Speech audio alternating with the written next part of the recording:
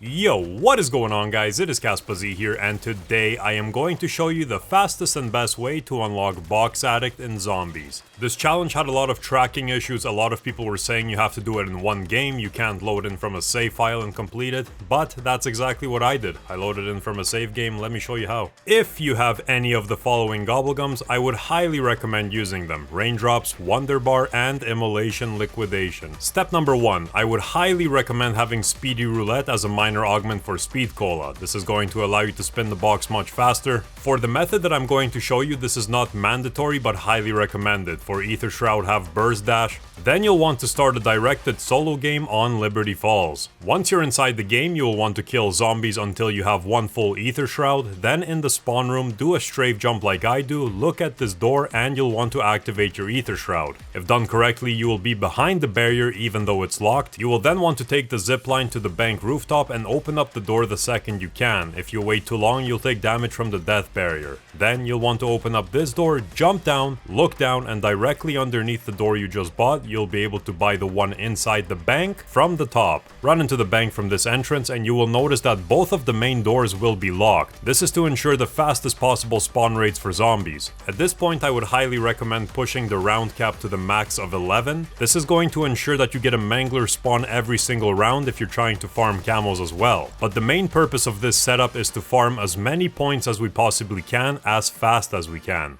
If this spot gets patched by any chance in the future, you can also use the Liberty Lanes bowling alley and simply stand on the tables to get your headshots, since all the zombies will line up in front of you. When you've gathered enough points, you will have to progress into the Easter egg until you can craft the jet gun. You will then want to pick it up, then go to a wall-buy weapon and swap it for the wall-buy weapon. The reason we are doing this is because you will not be able to get this jet gun from the mystery box until you've crafted it and you've dropped it.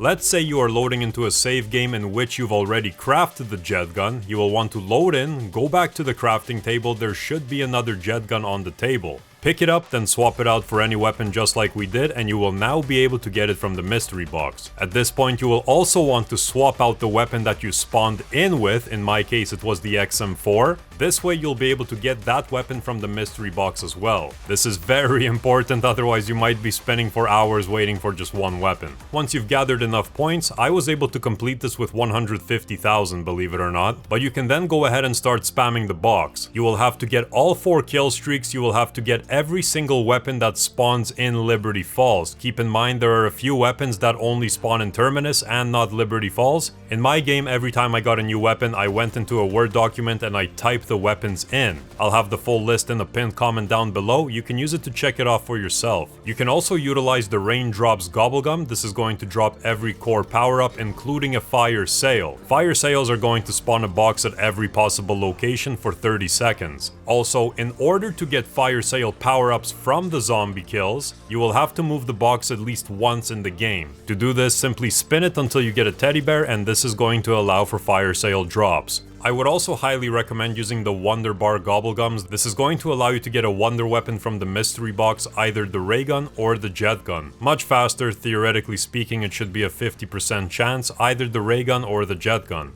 It is very important to know that even if you load into a save game, you will have to spin every weapon in that one game. That being said, if you spawn in and you roll 10 weapons, then you save and quit again, it will reset that progress, so it'll have to be all in one go, whether it's a fresh game or you load into a save game. To summarize the process, it took me about 1 hour of grinding and building up points, then it took me another hour to spin the box until I got every single weapon. When you've rolled the last one you were missing, you will then be rewarded with the Box Addict Dark Ops challenge. That is it for the video. Thank you very much for watching. I hope that helped you out. If you're new here, consider subscribing before you go. And until next time, I'm out.